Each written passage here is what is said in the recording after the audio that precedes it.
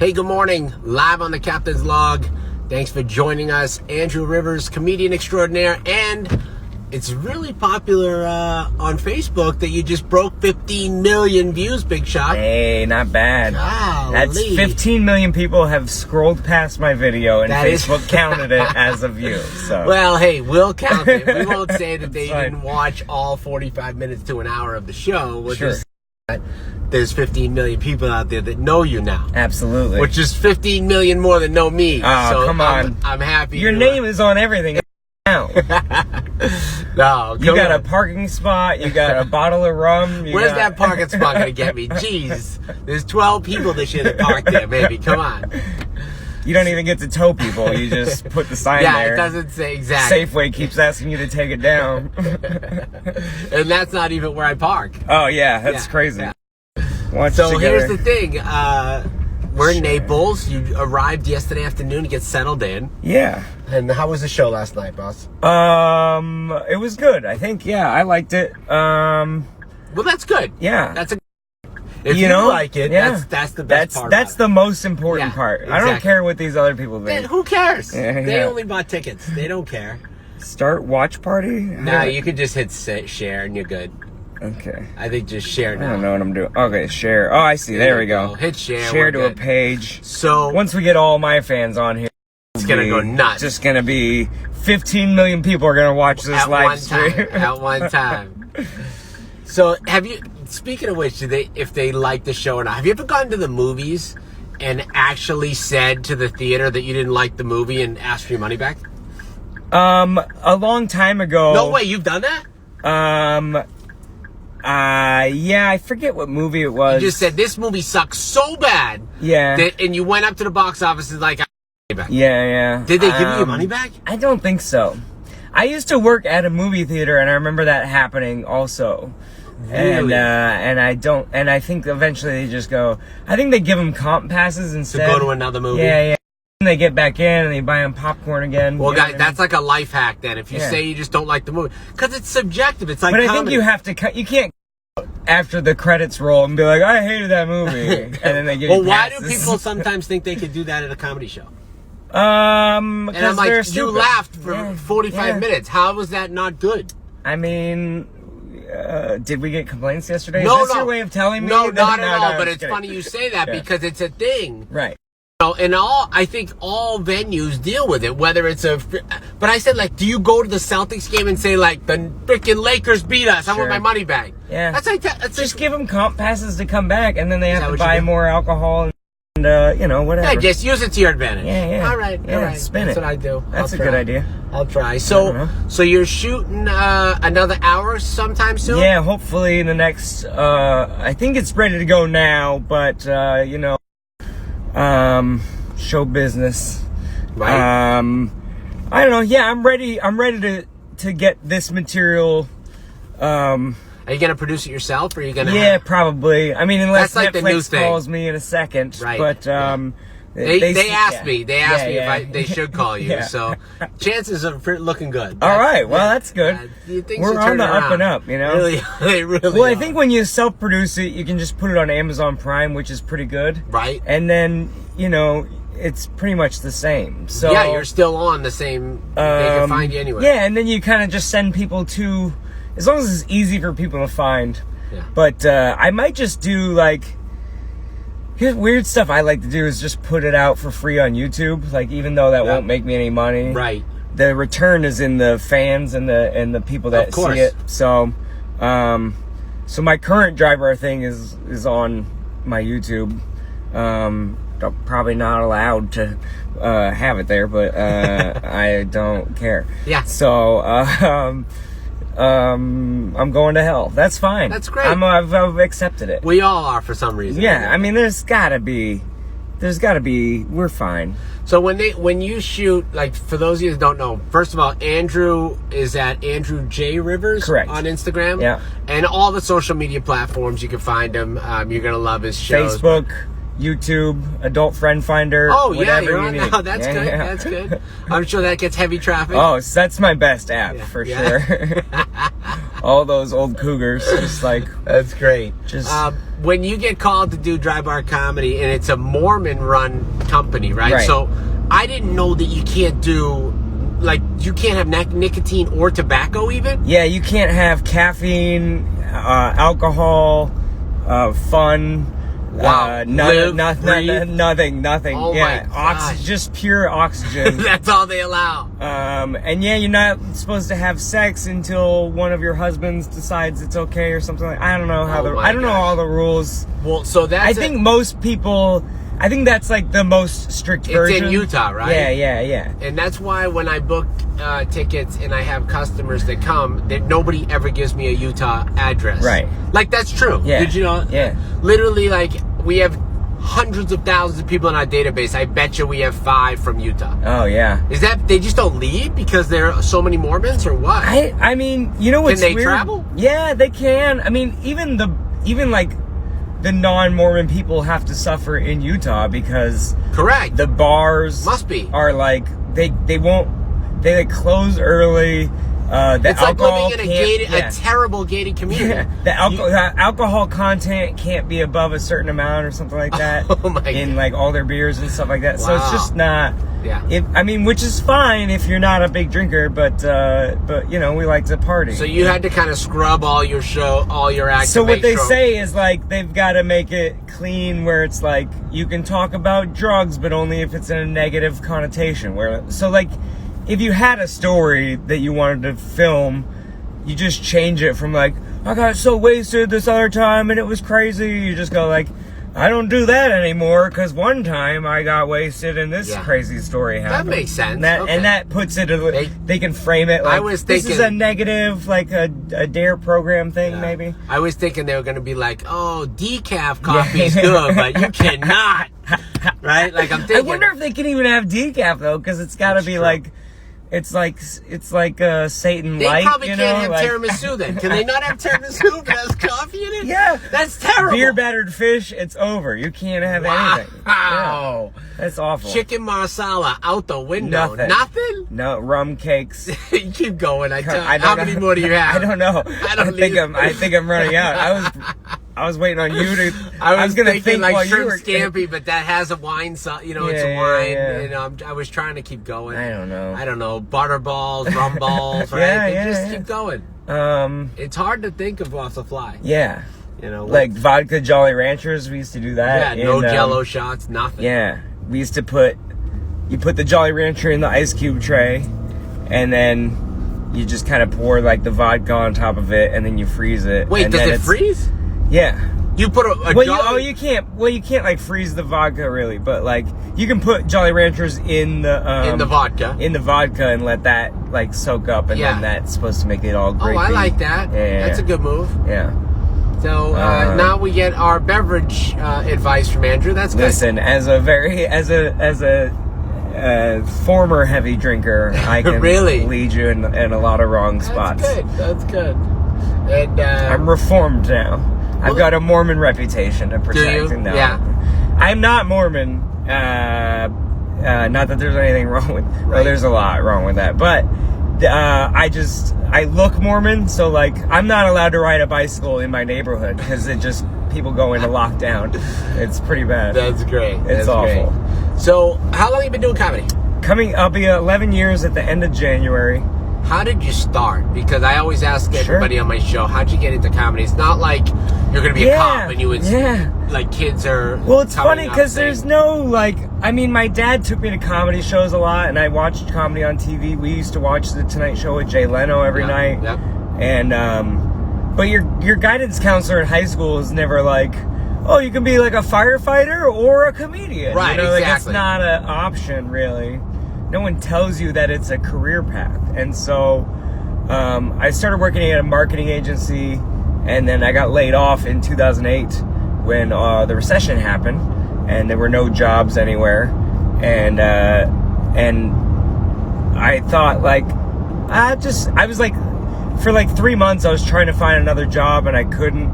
Oh, this is where that accident was? No, This is another one. Oh, it's a different one? Just so many little... What is wrong with Florida? I don't know. Yesterday, too, I was driving in 20 miles. I saw 3 full accidents. I was like, please don't let me be one of the 4th. Yeah, it's just... A lot of accidents. Just all the Northerners come down. Okay. Not too bad. No, at least it's right side up this time. So I got laid off, and I was trying to find something for a couple months, and I couldn't really get another job, and I thought, like, I'll just kill some time doing comedy, you know? Like, I'll just go do a set. Why, had you done comedy? No, I just, like, you know... So it's just like, yeah, I'm just going to be a rock band. Have a rock band today. I mean, I loved comedy. Here's the thing. My brother got married. I gave a speech at his wedding. Oh, and then you thought you were a comedian. And everyone came up to me like, you should be a comedian. Because I had a rule of 3 and a callback in the speech. Yeah. Which are sort of comedy techniques. But I just knew that's how you wrote. I didn't know that was like a thing. That was in my mind of like, I'm a natural is what I'm trying to say. I'm supremely talented. Yeah, you're just... I was just born with it. Out the gate telling. And so, so after that, I think that was kind of a nudge. And then I did my first open mic, and I was like, if I can just get my hands to stop shaking, I think... Were you nervous? Yeah, oh yeah. Because I'm very introverted my whole life. And so this was like, even, high school teachers that hit me up sometimes are like, what happened? Really? I was always a shy, like, back of the room, quiet kind of person, so... And that's a huge thing to overcome. Yeah. You're right. It's a success story. Some people have missing limbs. I was just afraid of girls, So, same level.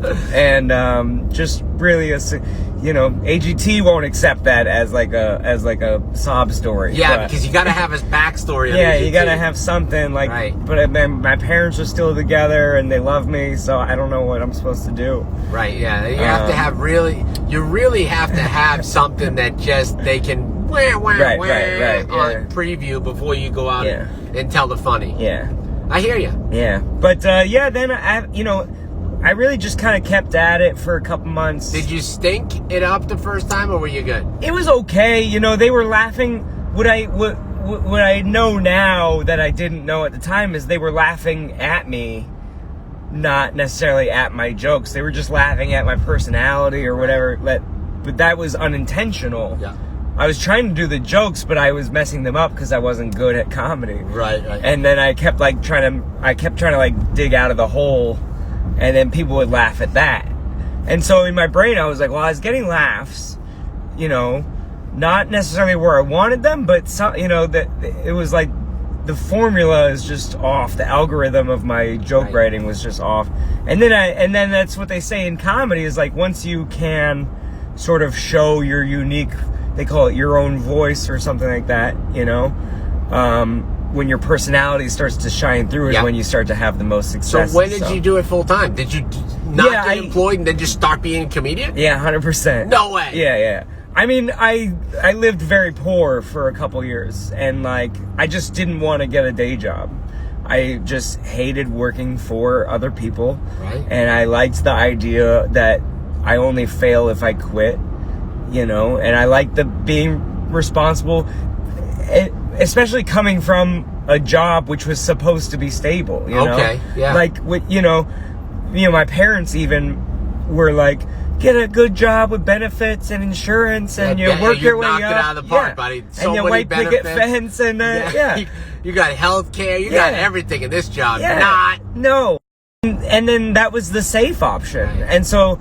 all I had after a year at this company was 2 weeks pay to show for that.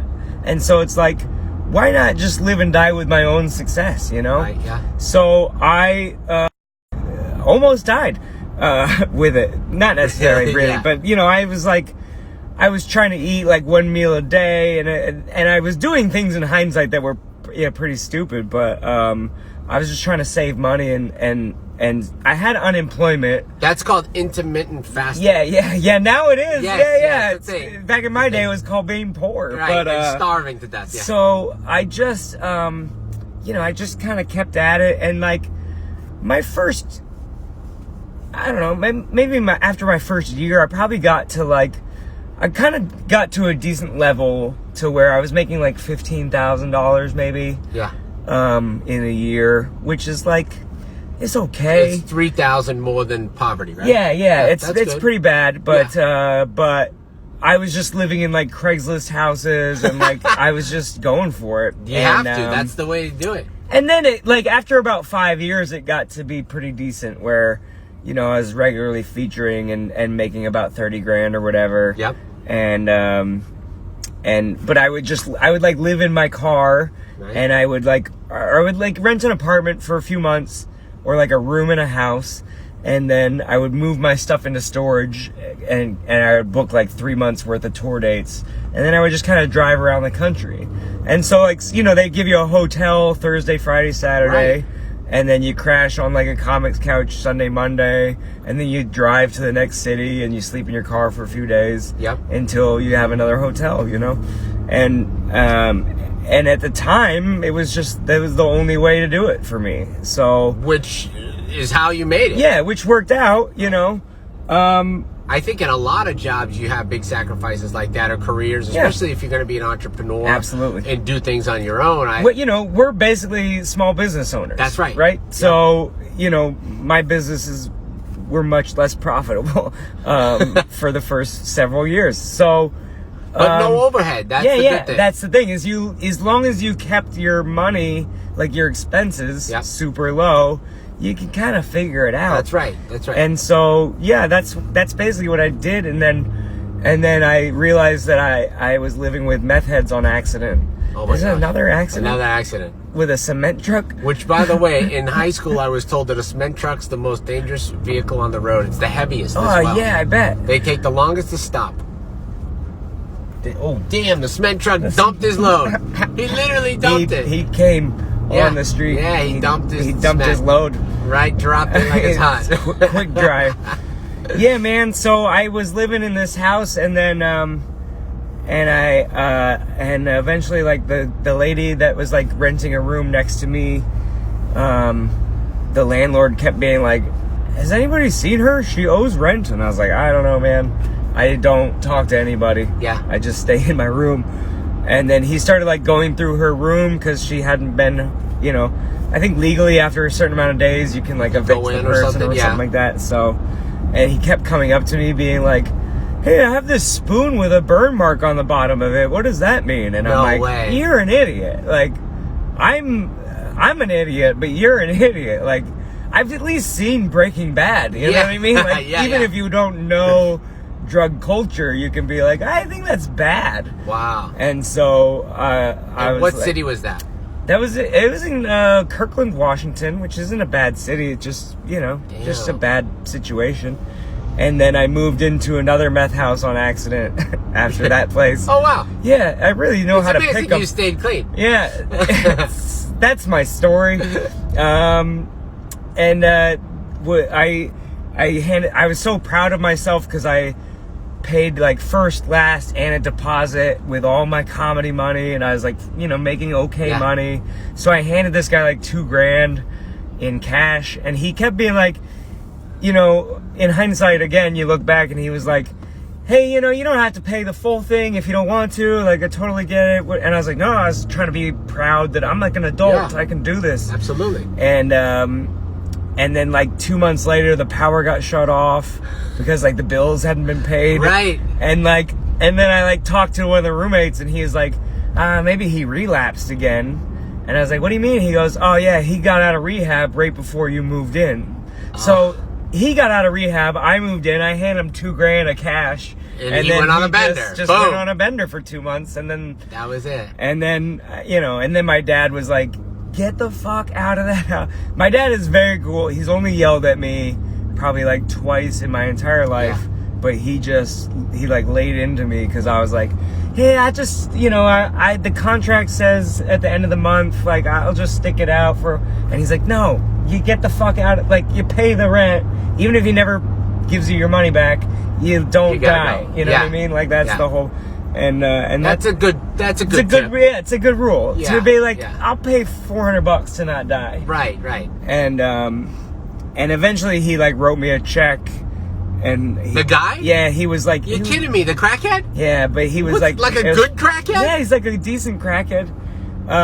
It was only for like half of what he owed me, but... And I brought it to the bank. I brought it to his bank. You know, you learn all the tricks. Yeah. And the lady behind the counter was just like, "Oh, I'm so sorry, I can't cash this." And because she knew the guy, and she was like, "There's not enough. Does he owe you? Does he?" And I was like, she's like, "I can tell you to come back probably every day and try. And just come back every once in a while." And did you? And yeah, I did. And because I was like, "Is there something like pending?" And she was like, "I can't tell you, but I can tell you that like, just keep trying. You just keep trying.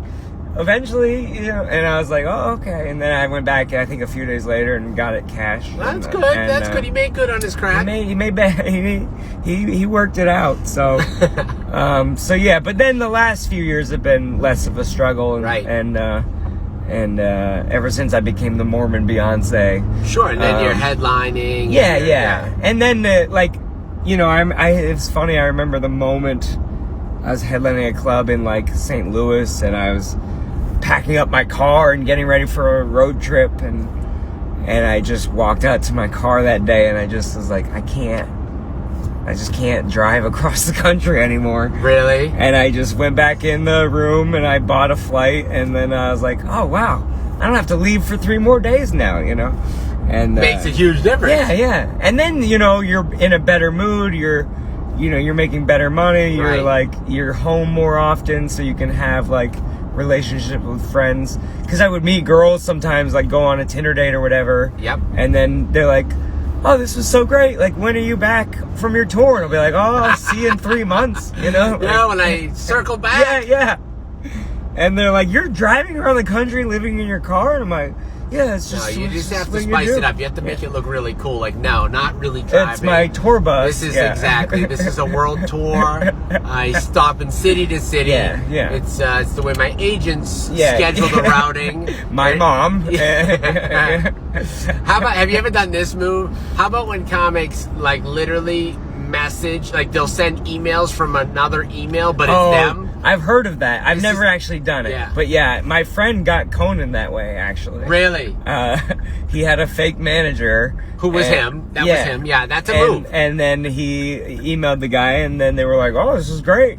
We'd love to have your client or whatever. And it was, like, silly because, like, he knew the comic, so he should know if he's repped, or you should know, like, hey, that letterhead isn't one that it's not APA or like Gersh or whatever, you know what I mean? Like, but you know, I respect the hustle, man. Yeah, it worked. Yeah, it worked. I've had comics actually do the same, and then like when you go in your mail app, it puts the two together. It's like, this is the same person. Oh wow, yeah. You know, so I always get a kick out of it. That's funny. Okay. It's okay. I can understand it. You know, they'll be like, I will talk to Tom. Yeah. Let him know that he shall be there for the press. Okay, tell Tom. Yeah, you tell Tom. Exactly. We're looking at you, Tom, right now. Yeah. Hope you're watching. I don't know if it's really Tom is the name, but I'm just using it. Yeah. I was just kidding. We don't want Tom to be pissed. All Toms won't play the club. Yeah. You know, all Tom Papa, never gonna book him again. That's great. That's funny. I look forward to seeing your show. Thanks, man. All weekend. We got a great lineup. Man, last night was great. Yeah. So I'm telling you, if you don't believe me, you just Google me on whatever app you're on, and I've got videos everywhere. Yep. And they're funny. It's a very good It's show. very entertaining, guys. Andrew Rivers, my guest on the Captain's Log. Thanks for watching. Check him out all weekend. Get tickets. Aye, Captain. OffTheHookComedy.com if you want to see the show. If not, then just message us right here and tell us how funny we are. Yeah. See ya. Love you.